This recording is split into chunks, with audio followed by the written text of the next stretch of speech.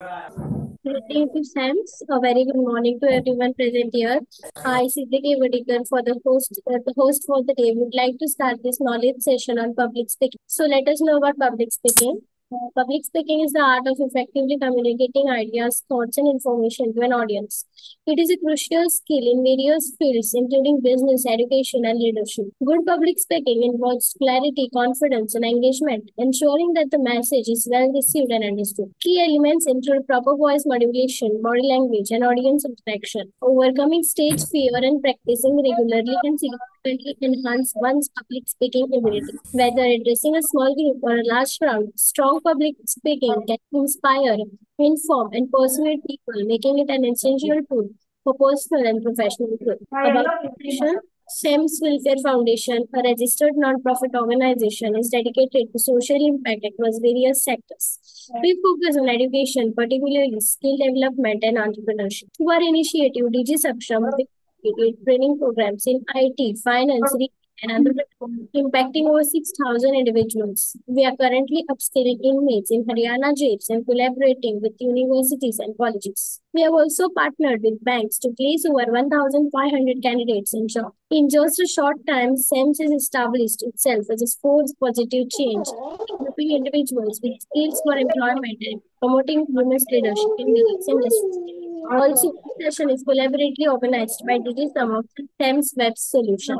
So, what is Digi Samaksh? Digi Samaksh is a company that empowers businesses through data and technology. We offer a wide range of services, including software, data science, research, consultancy, data analytics, and marketing. Also, SEMS Web Solution is a dynamic and innovative enterprise dedicated to transforming the way businesses and individuals achieve their goals across staffing, skilling, advisory services, and admission services. Founded with a vision to bridge gaps in talent, technology, and education, SAM's Web Solutions is committed to delivering exceptional value to our clients through integrated, customized, and forward-thinking solutions. At SAM's Web Solutions, we don't just deliver services; we create pathways to success. Join us in our journey to transform challenges into opportunities we generate real. About the speaker, ma'am, we are honored to welcome you on the stage. We have ma'am Rumani Bhandari, an accomplished education and training professional with over 8 years of experience. As an assistant professor at Lovely Professional University, she has been instrumental in enhancing student employability and faculty development. Rumani ma'am has led 10 plus career counseling workshops, mentored students, placed in top companies like Deloitte and Swiggy, and conducted mock interviews and placement screenings. She has also anchored corporate events for TCS, Adani Group, and WebTech, strengthening industry economic style. Previously, she worked at Odes and Chandigarh University, specializing in curriculum design, faculty training, and career readiness programs. Her expertise in soft skill training, corporate engagement, and student mentorship continues to shape futures professionals. So let us welcome our ma'am Rumani. Over to you, ma'am. Thank you very much for this warm welcome on the session. I hope that I'm audible and visible to everybody now. Yes, ma'am, you're audible. Thank you for the welcome. Well, I hope that today's session is going to be fruitful for all of you, all of those who have joined the session. Thank you very much for spending your Sundays with us. So, without any further delays and any views, let us start the session. Let me share the screen. If it is visible to you, just give me a thumbs up in the chat box so that I have a confirmation. All right. Thank you for the thumbs up. Thank you for the confirmations. Well, throughout, I would like this session to be quite engaging because, to be honest, I'm a person who, prefers taking sessions and workshops face to face. Since this is one of my sessions which is going virtual, I would rather at least like you people to be quite proactive and interactive throughout. If there are any doubts in between or you have something to share, then maybe you can, raise your hands or you can put up a question in the chat box. I'll try to address as many questions during the session. Otherwise, we can have a small doubt clearing session at the end of this. All right, so let's get ahead. So, how many of you, I would first like to ask you a question, have this fear of public speaking? How many of you do have a fear of public speaking? You can raise your hands, you can put I have in the chat box. I only have some good mornings and yes, ma'am. So, how many of you do have some fears or some apprehensions regarding your capability to speak in front of people? You can put a I have or a thumbs up here so that I know you're constantly involved in the session. That keeps me motivated to go on. All right. Ashish Kumar Yadav says yes.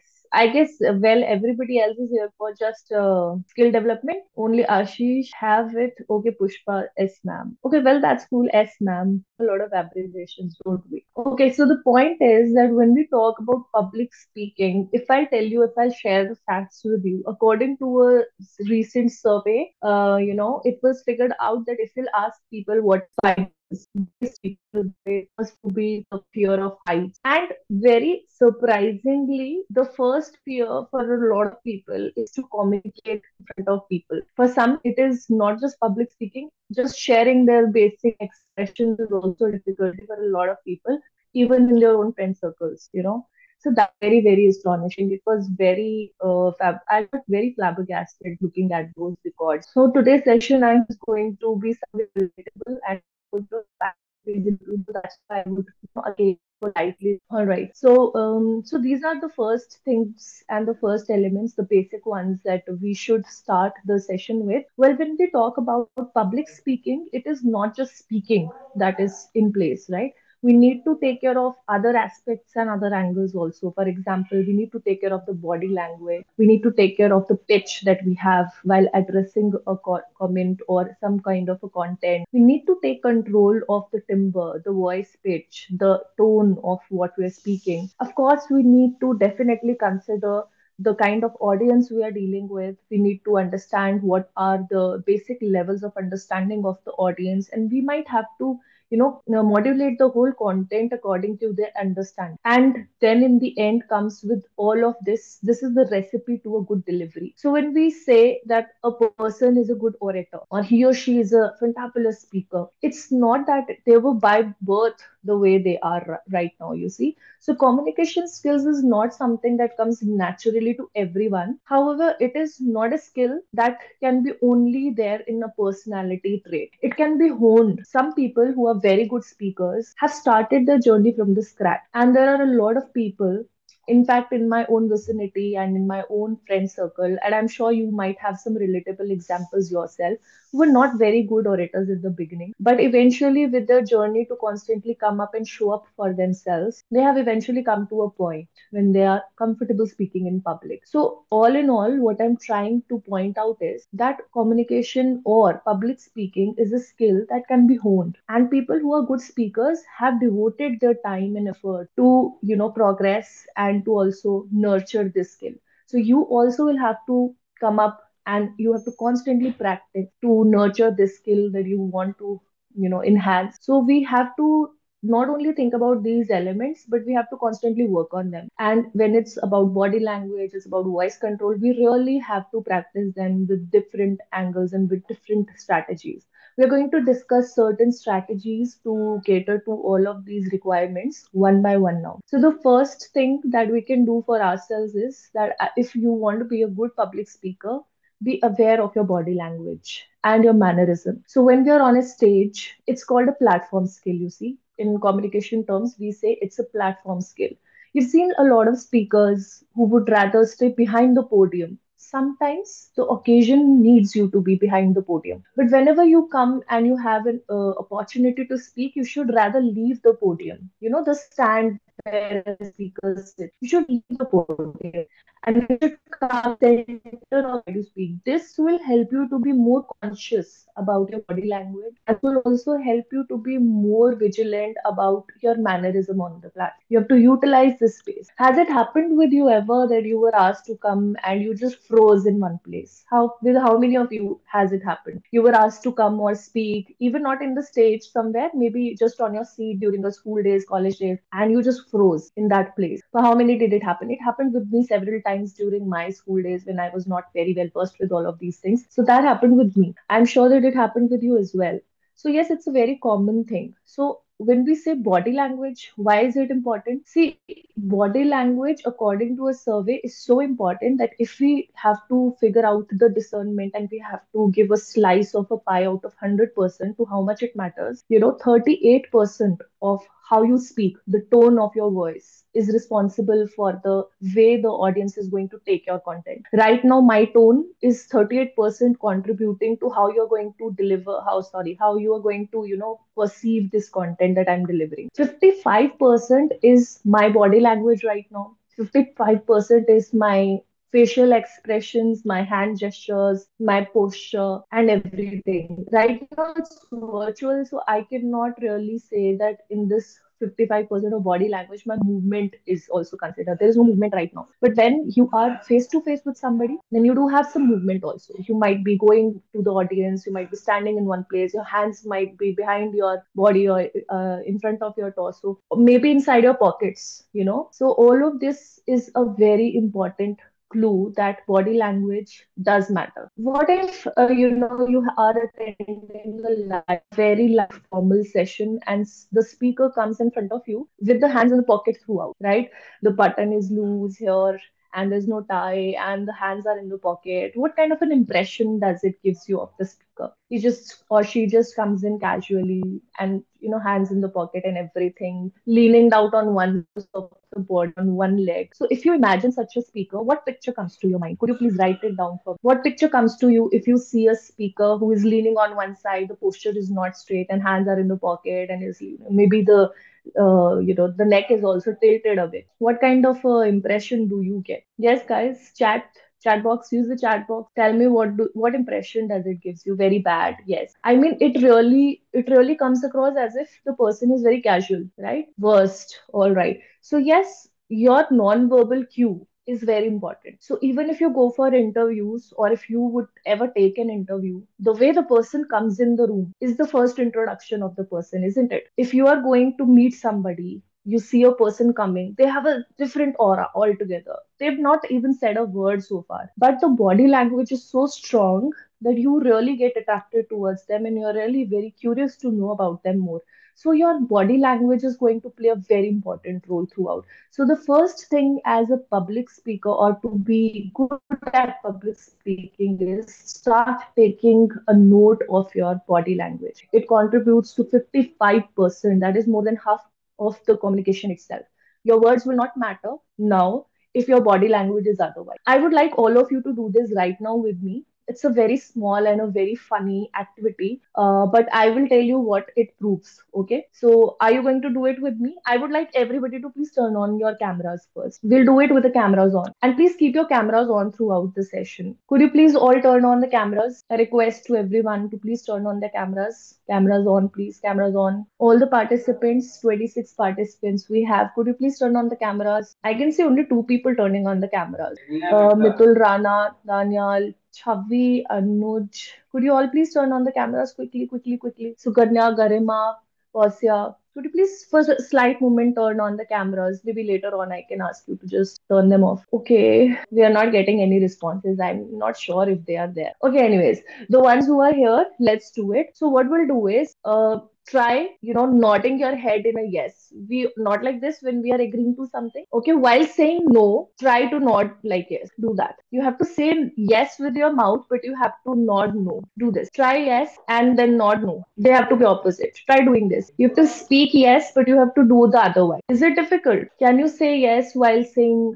no with your body language? So if you would have just noticed, your brain triggers a force here, right? So it is difficult. When you are saying yes, you can turn off your cameras if you want now. So when you are saying yes, it is very difficult to say no with your expression. Likewise, when you are saying no with your mouth, it will be very hard for you to otherwise express it through your body language. That's why body language is so important.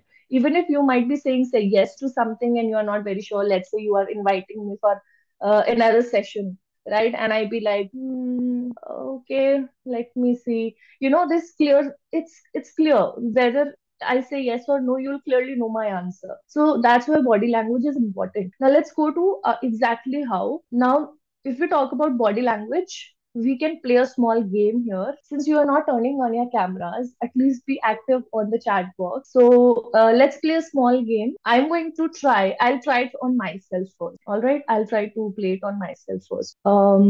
I'll try to give you three statements, out of which one would be a lie. So you'll have to figure out with my tone, keeping care of my body language, or whatever you can figure out. Basically, you just have to figure out with some of the tones that you're trying to analyze that which one is a lie. Okay, so I'll give you three statements. You have to figure out which one is a lie. So let's start. First statement, I love cats. Second statement, I have a dog. Third statement, I live in Chandigarh. Figure out which one was a lie. The I'll repeat second the one. the second one was I have a dog. Okay, so according to Siddhi, it was the second one which was a lie. Any other answers? First statement that I love cats was a lie. Okay. Any other cases? So far, nobody has come to a negotiation on one point. Everybody is giving different answers. First statement, second statement. Yes. Anybody else? Which one was a lie? I'm repeating the sentences. The first statement was I love cats. Second is I have a dog. Third is I live in Chandigarh. Sujata also says that first statement is a lie. Okay. Okay. Well, my third statement was lie. So my third statement was a fake, a fad, right? First two statements are correct. I don't know on what grounds did you actually, figure that out. But if you just check the body language, when somebody is trying to make up something, a story, which is not actually true, you'll see their eye contact. You have to focus on the body language, the eye contact. If you have to recall something about your childhood, when was the time in your childhood when you got very good scores or you got very bad scores and you were scolded or beaten up by your parents? You'll if you have to recall that time, you will which side of the eye you will look at, left or right? If I'm asking you to recall a memory from the past of your great scores or the worst scores you received, which side are you looking at? You usually look, yes, correct answer, you look to your left. So even just by looking at somebody's eye, you can figure out whether the person is making up something or he really had an experience. If it is a truth and it is a real experience, he or she would be looking towards the left top. And if it is a made up story, you'll see them constantly looking to the right, because that is how our brain works. So the body language is in many ways, a phenomenal way to just figure out what the speaker is saying. Now, next thing, learn from the expert. It's not just that you have to stand in front of the mirror and start practicing public speaking. In front of a mirror, you can only improvise your body language. You cannot overcome your fear of public when there is no public. You can only overcome the fear of public when you are in mid of a lot of public. So if you're saying that, okay, from today onwards, I'm going to start speaking in front of the mirror, that will definitely help you, but only to improvise your body language. It's not going to take away your fear of public. So you have to speak in front of a lot of people, and that you don't have to do it in a junk. You can talk in front of your friends. Later on, you can add one or two more people whom you are not known with, and then you can increase the circle, and eventually you'll come to a point where you can speak in front of anybody. You have to take it in chunks. So learn from expert and study successful men and women and do what they do, and you'll be successful too. And the best way to do this is you can have an access to some TED Talks, maybe. There are people who are exemplary good orators, and they are also available to you on TED. So you can talk about a lot of people, but the best way would be to pick up a few speakers and then try to imitate them.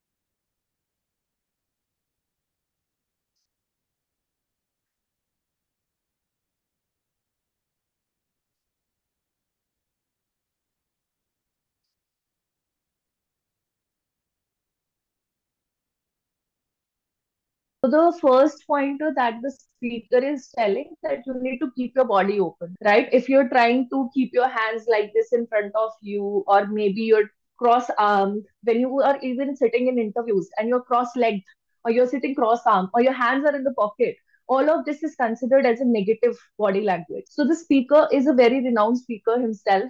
So he's trying to give some tips in this video that we need to keep our body open, right? And I was stating a point that just by looking and imitating some good speakers, you can even try to figure out that what are the basic things that they follow when they are on the stage, and you try to copy the same, you try to imitate them. This is called imitation learning, right? So you can even follow some good speakers, and if you'll go, he's again and again just creating the same statement, that you need to be open. Your body language has to be open. Try to use your body language. Try to use your hand gesture. Try to use your expressions openly. Don't try to hide any part of your body, especially your hands, right?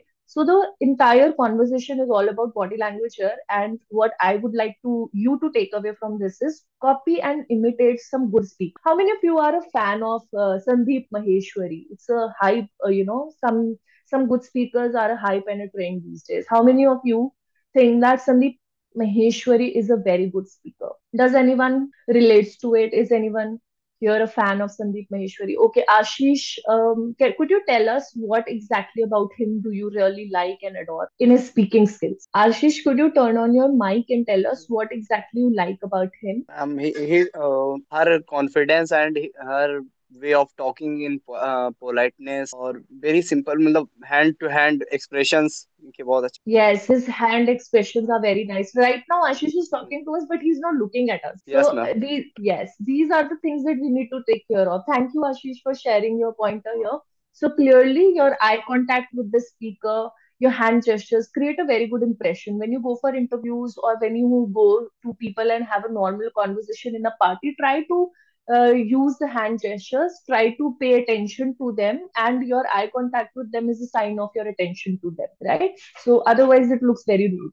So these kind of things have to be taken care of. Now let's move on to the second pointer. Apart from your body language, a good speaker would avoid fillers. How many of you know what is a filler? You know what are fillers? Anyone in the team could tell me what is a filler? There's so many people here. Could anyone tell us what is a filler? You know what's a filler in a language? Okay, when we say something and we think that we are not very good in speech. Okay, Nikhat, I will explain it for you. So when we are speaking something and we have this small pause sometimes. Okay, so I'll tell you about fillers. So fillers, right? You have this thing. We keep on repeating some words like so, and, also, and sometimes this word itself, right? These are called fillers. I'll show you on the screen. Can you see all of these words? You might have used them yourself. These are all fillers. When we speak these words a lot of time in a speech, these become fillers. When you say,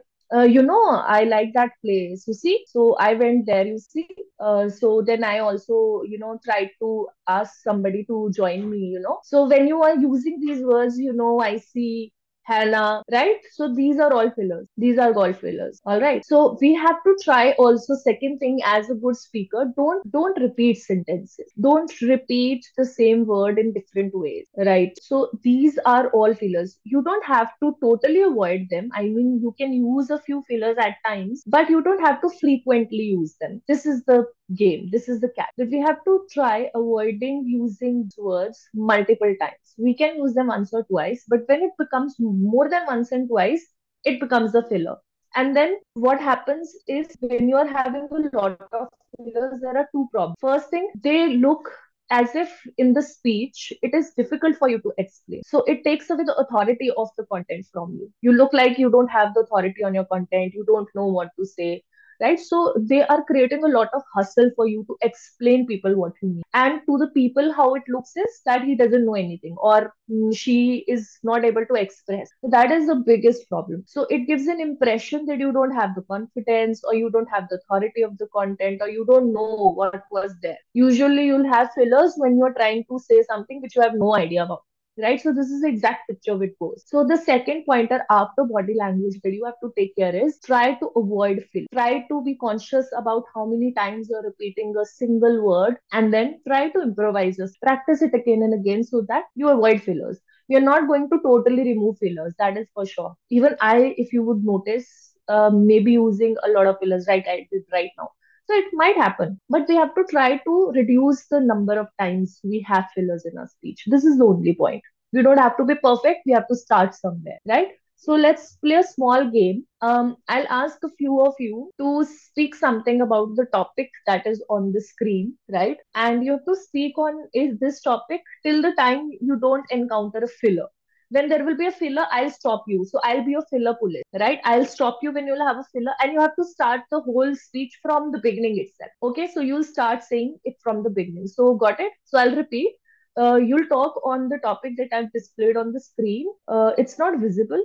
Is it not visible to Nikhat, or it's not visible to anybody? Is my Ma'am, screen it's visible? a sort of some disturbance kind, ma'am. There is a square kind, but which is not making me to see anything. Okay, okay. I guess I had now. No, ma'am. Now it's bit fine. Again, just a small kind of interruption is there. A square kind of a box. Yeah, Is it now the it's same? correct. Okay. Actually, my chat box was just in the center. All right. So the rule is that you have to speak on this topic for some time, and the moment you will encounter a filler, I will detect the filler and I will stop you. Then you have to start speaking from the very beginning for on the same topic again and again till the time the fillers are less. Okay, and we will also check that how frequently or how quick you were avoiding the fillers. Let's start. Anybody would like to volunteer? Please raise your hand. Anybody would like to volunteer? No raising hands. Nobody wants to volunteer.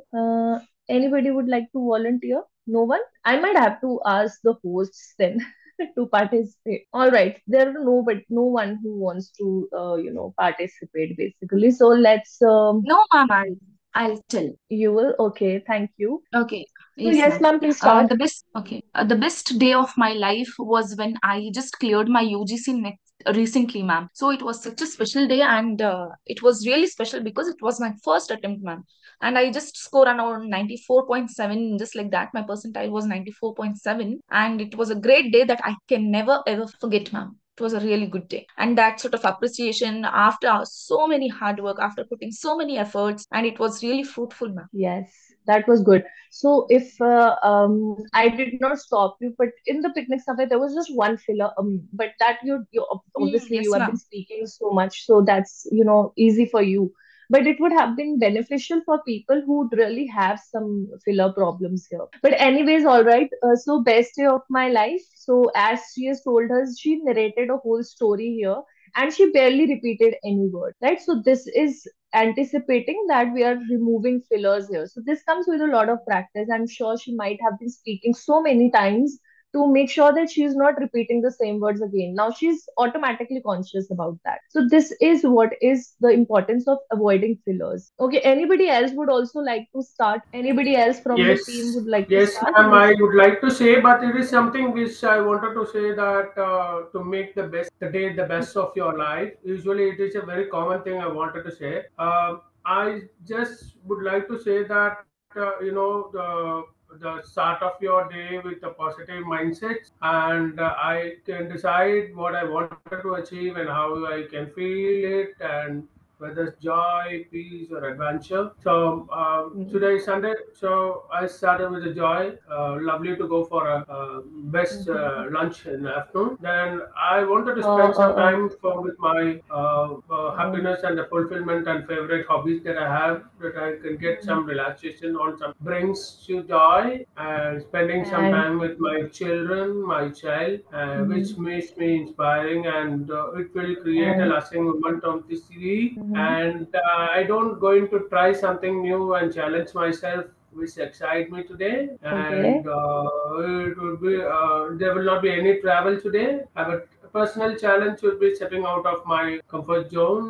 There is some lead to a great experience that I would, okay, and I think I would be the grateful for this throughout of the day, and okay, I think it helps me to appreciate certain moment from friends, whoever comes in and whoever I don't notice and notice for the long day that I can notice. I try to notice those people, and I can appreciate the little moment that they want to share. And something I wanted to document, and I just that is why I wanted the day want very great. And attending this session also going to be a great session. Public speaking, Rumani Bhandari, ma'am, you have given an extraordinary session that I wanted to compliment and make this day thank as you. extraordinary.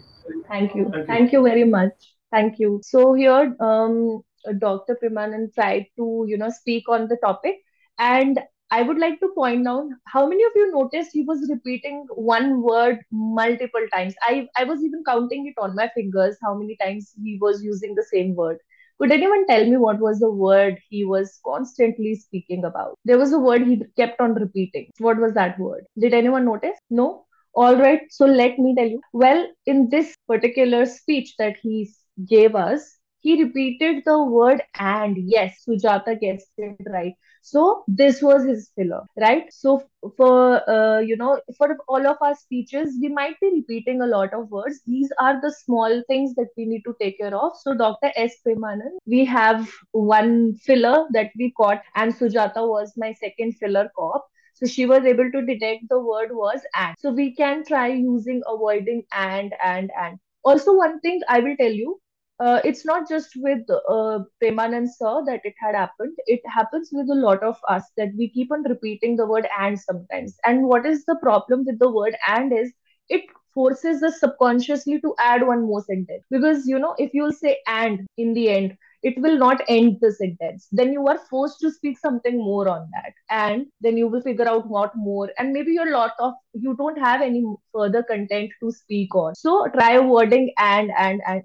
Well, Premanand sir had a lot to speak, but maybe we don't have a lot to speak every time. So these are the words. Even I might be repeating a few words like, Now, I have this habit of asking feedback. So I've got a filler called, You'll figure out, you'll notice it till the end of the session. I'll speak it a lot of times. So fillers are the another thing after your body language that we need to take care of, that we are not using fillers, right? So what we can do to avoid fillers is, this is a 30-second thing, record yourself. The first thing that you can do is try to speak on a random topic. Let's say you read the news today and you would like to brief the news for yourself. Speak the entire news in your words and record it for 30 seconds or 40 seconds, maybe for 50, 60 seconds. And after your recording is done, then you check how many times you encountered a filler. Note down the pointer time, right? And when you get that pointer in your recording, then re-record it again and try to speak the same thing again. So it is all about the practice, as I've said.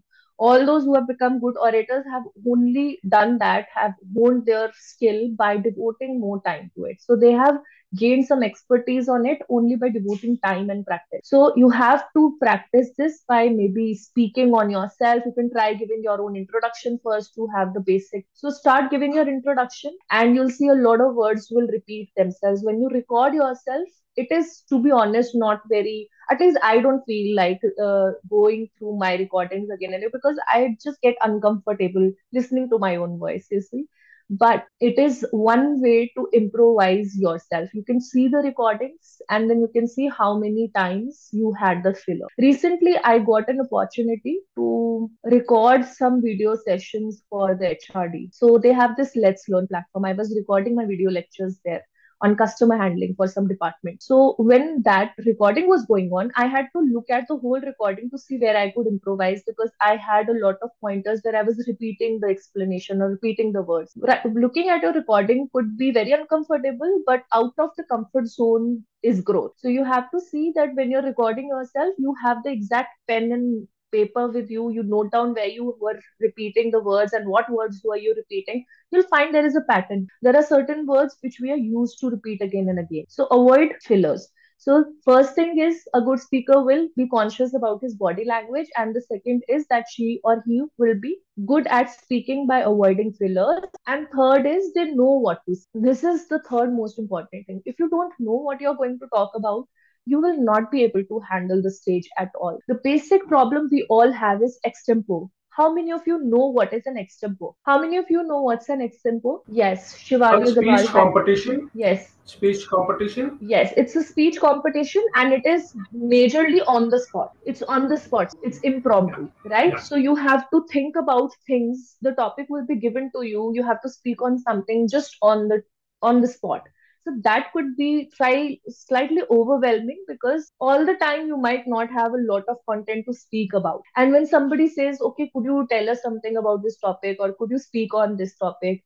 And then you start speaking later on, after the extempore is over, you might recall that, oh, I could have talked about that also, oh, I forgot about this also, oh, I could have even mentioned that particular thing. So this happens a lot of time, because extempore is again something that people really take very apprehensively and very overwhelmingly. Extempore can easily overwhelm a lot of people, especially those who are facing challenges with speaking in front of public anyway. Extempore could be something where your real fear of public speaking can, come out at its best. Yes, unprepared speech, Sujata said, extempore. So when you are not prepared, if you are prepared about the topic, just imagine, if you have already prepared a topic so many times, still we have so many fillers, still we might forget it somewhere, still we have so many apprehensions of speaking about it. Just imagine how overwhelming and how difficult it would be for people to just go out and speak about something which they have not even prepared. So extempore is one of the kind of public speaking topics that could be very, very daunting for a lot of us. So how to deal with this is to practice a concept called mind mapping. Are you aware of the term mind mapping? I was just looking at Shivani Agarwal's speech, public speaking needs clarity, confidence, fluency. Everything is so precise, Shivani. I couldn't agree more on this. Well, yes. Okay, so mind mapping. Yes, Ashish, could you explain us what is mind mapping? Before Ma'am, we, before you start speaking, Ashish, could you just tell me, are you from a technical background or something? You give me a feeling of a tech guy. mind mapping is, ma'am, points, You are?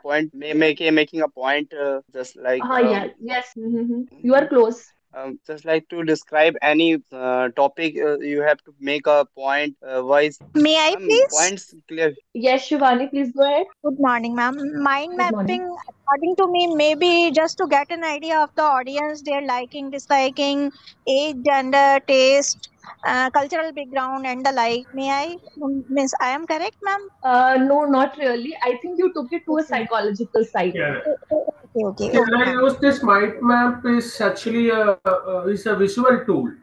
Visual tool Yes. is something which you can bring all the information, idea, and the concept that mirror before the brain work. So normally, if it is braining something, you are giving a brainstorm before you deal with anything. The piece of information will really help people to understand what kind of the information is going to be. Main branches, sub branches, like that. Am I right? Yes, you're perfectly right, Dr. Primana. So, yes, it is exactly what Sir has said.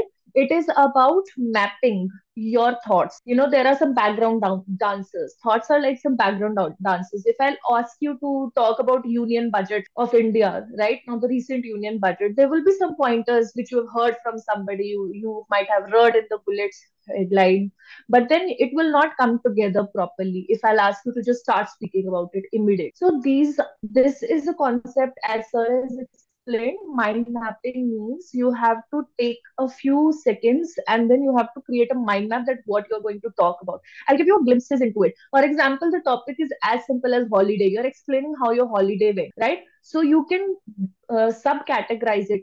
I think all of you must be familiar with the words flow charts. We have flow charts in Yes, ma'am. computers. We have flow charts almost in every technical place also. Yes, So ma'am. you kind of, Yes, yes. So you kind of create a mental flow chart of what you're going to talk about first. So about holiday, I'll talk about my activities, the way I transported, my accommodation. So this way you can just make a mental chart of what things you're going to cover. For example, if I have to give you my introduction, so I usually tell my students that when you're trying to give your introduction, then make a mental flow chart and tell your introduction like a story. So start from a past, give a context. When a story starts, you give a context, no? So start from the past, from where you have come, what you have done before this. Then you start giving the present tense. That right now what you are doing, what are your skill sets, what are your hobbies, and then you go to the future. Then you tell what are your aspirations for future, right? What are your long term or short term goals, what are you planning to do. So this could make a very good and very interesting introduction, and you don't have to remember, or you don't have to fuss about what did I skip, what did I forget to mention. So you can talk about a lot of things if you have that mental chart: past, present, future. Don't you agree with this? If your mind is sorted about the content, it is easy to isn't it? Yes, thank you, Shivani.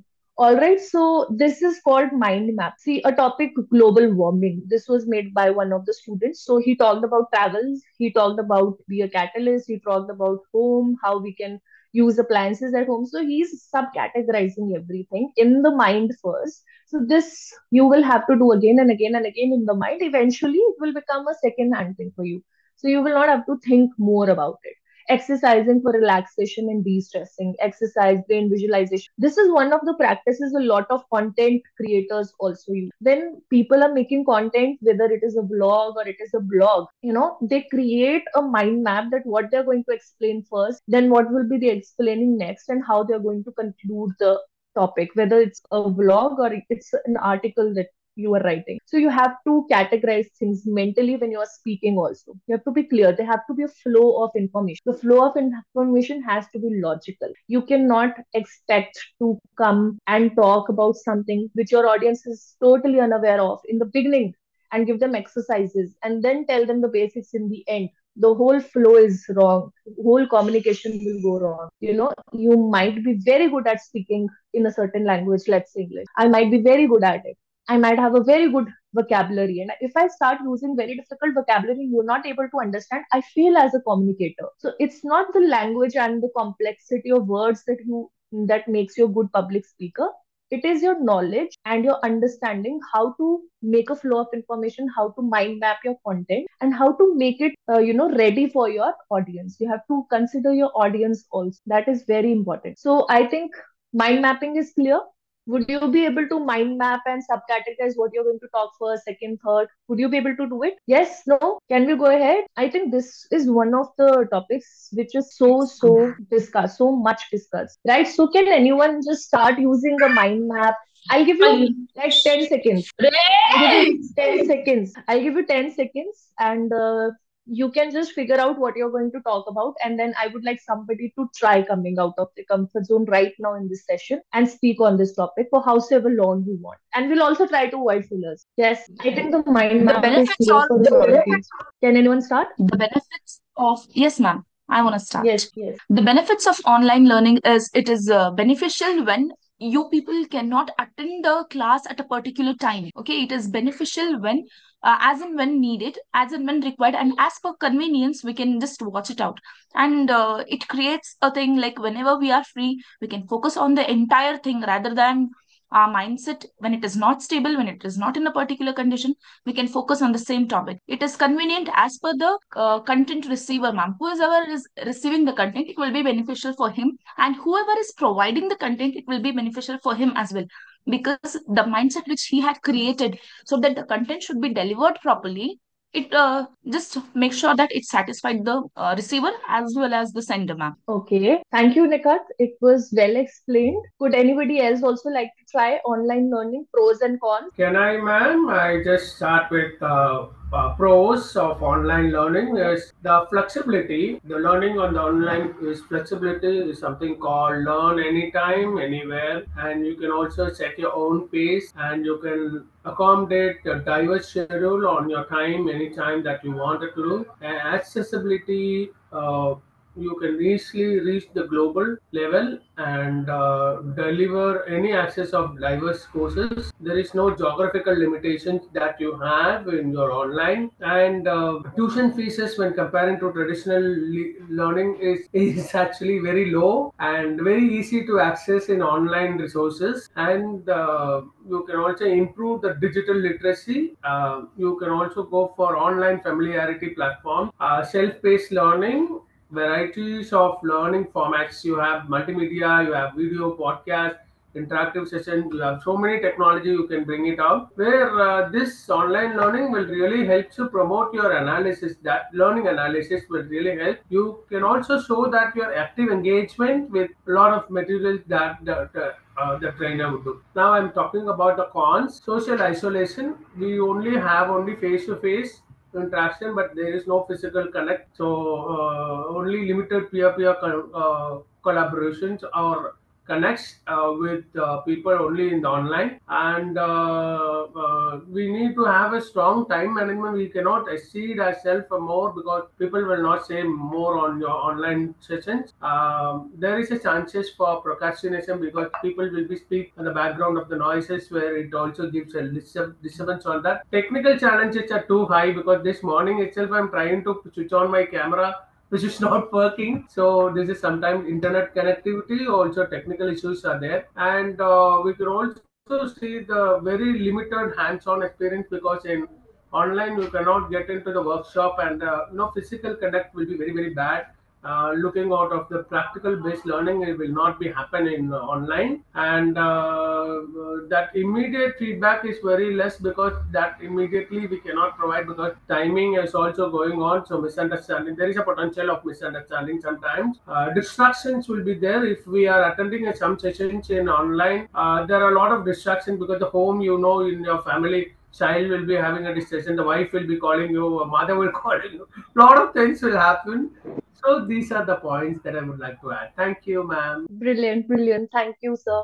Thank you for giving so many pointers. So, yes, this is called mind mapping. So, he had a lot of pointers sorted in his mind and he categorized them very beautifully and pointed them. Sir, I have a feedback for you. However, we do have constraints of time, but I'll definitely give you a feedback. Since you are in a habit of saying and, could you tell me what are the alternatives? I mean, instead of saying and, what are the other words which we can replace the word with? What are the synonyms for and? You can say that. Can Um, anyone tell me? Yes, synonyms for and. Furthermore, in addition to, moreover, also, not to mention, With right? also, that ma'am. that those words are a lot of words are there, and there's only three words. Exactly. That's what I'm trying to say. This brings in the pointer again, fillers, right? So when we Yes. speak a word again and again, it looks like a filler. If we have a habit of saying it, then try to at least shift towards moving different types of the same word, different versions of it. Also, not to Sure. mention, furthermore, to add to this, I would also like to mention kind of these things, you know. So Yes, we have yes, to take it surely. in chunks. Yeah, yeah, surely. I start All right. practicing from today. I'm sure you will do that. Yes, Shivani also added adding to that. So yes, fillers have a lot of way to do. Even if we have an habit of saying so, we can also say so.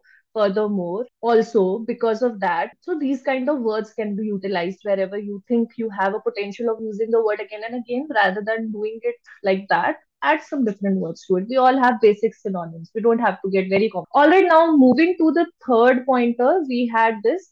I had a lot of topics, but since, as Sir has said, we have time constraints, we'll just move on to the next one. I hope you understood the first three: the body language, avoiding the fillers, and knowing to say what you have to say first. Being able to convey your messages properly by being able to categorize the topic well in your mind. Then be aware of the behavioral cues and use your voice and pitch properly to create an impact and to create a sense of attention to your thing. So there is this one: prattle on about a subject that you dislike. Let me get started for you people. All right.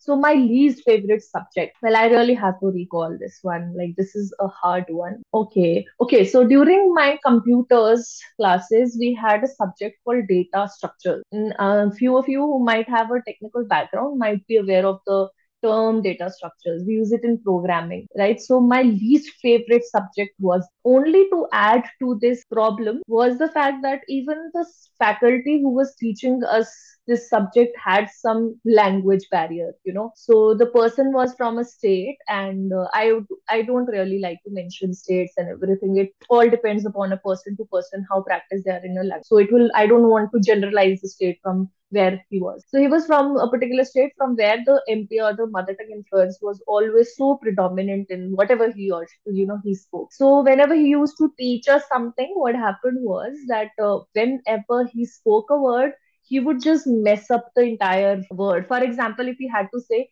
that I am observing you, he would rather say I am absorbing you. You know, so he had a very strong MPI. So this also added up to the recipe of not having a very good time in this subject class. And that's why data structure had always been something that I really was not very fond of. And yes, of course, I did not understand a lot of concepts like queues and stacks, and the coding part to it at times was very difficult. So that was one of the least favorite subject I had during my college time. Okay. So during this entire story, if you would have just noticed carefully, I narrated the short story with a lot of emphasis on certain words, certain emotions. Could you remember some pointers or highlights of this short story? Could you tell me that why I did not like the subject? Maybe because his verbal communication was not up to the mark, ma'am. The concept, as you said, it should be clear, and language makes it will have a great impact on the receiver, ma'am. Yes, yes. So, yes, the pointer was that the verbal explanations he gave and the mother tongue influence was constantly so problematic to interpret what he is trying to say.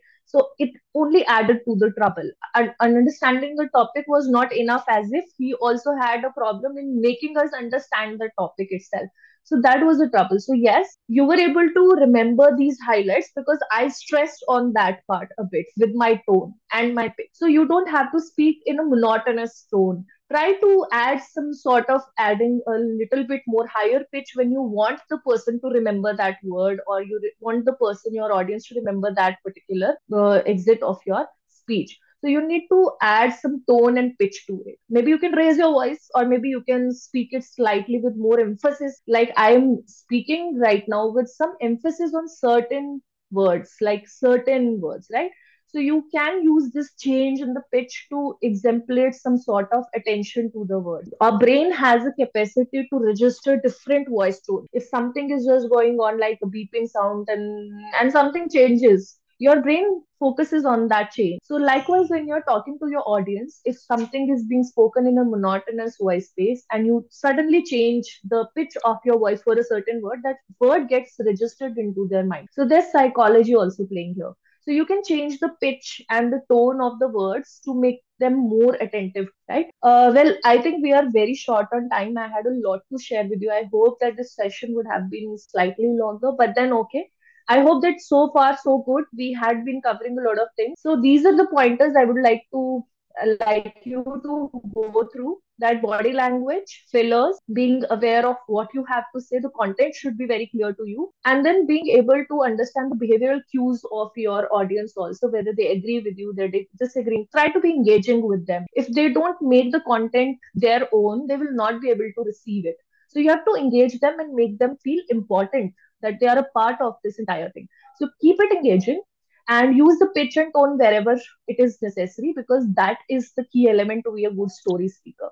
And a lot of things to share, but in the end, I would just like to tell you that the worst speech you'll ever give will be better than the one you never give. Okay, just remember this. So it's better to have a worst speech than to have no speech at all, right? So with this note, I would like to end the session. I hope today you people have received at least something. Even if you take away one thing and actually implement it in the way you are speaking, I really, really feel that you will make bounds and bounties of changes in the way you are delivering. Thank you very much for all of you taking out your time on Sundays, the precious Sundays we have, and sparing and being such an attentive and lovely audience. Thank you very much. Thank you, Nikha. Thank you, Anu. Thank you, Thank you, Thank ma'am. you so everyone. much, ma'am. It was a wonderful session. Thanks a lot, ma'am. Learned so Thank you many very things. much. Thank you. I hope we had a few more minutes with us. Otherwise, we could have discussed a bit more, maybe next time. But thank you very much. Thank you, ma'am. Thank you, Premanan sir. Bye, ma'am. Bolo. thank, Oh. thank you. Bye bye. Okay, so on behalf of the organizing committee, I would like to sincerely thank Ma'am Rumani, our outstanding speaker for today. We had the chance to hear a fascinating and thought-provoking conversation on public speaking. Through her remarkable ability to convey information, Ma'am left us with insightful discoveries and motivational concepts. Her engaging lecture enthralled us and motivated us to study more. We appreciate the effort and time they put into the organizing this educational program. So I'll tell some of the key takeaways which were highlighted for the day. First is that our body language should consist of 38% of our tone, 55% of our non-verbal cues, and only 7% of our material. Also, ma'am had given us exercise on how to speak of 30 seconds without fillers. Then ma'am also speak about extemper, that is impromptu session. Also, ma'am told us about a good public speaker. So, a good public speaker is the one who possesses an awareness of his body language and mannerism. He avoids fillers and has a dedicated time to perfecting the art of public speaking with confidence, knows what to say, and is loud and clear, are aware of their behavioral cues, uses rings of voice, speech, and voice modulation to create interest, impact, and impressions among the audience. And also, last but not the least, a good public speaker is the one who is a good storyteller.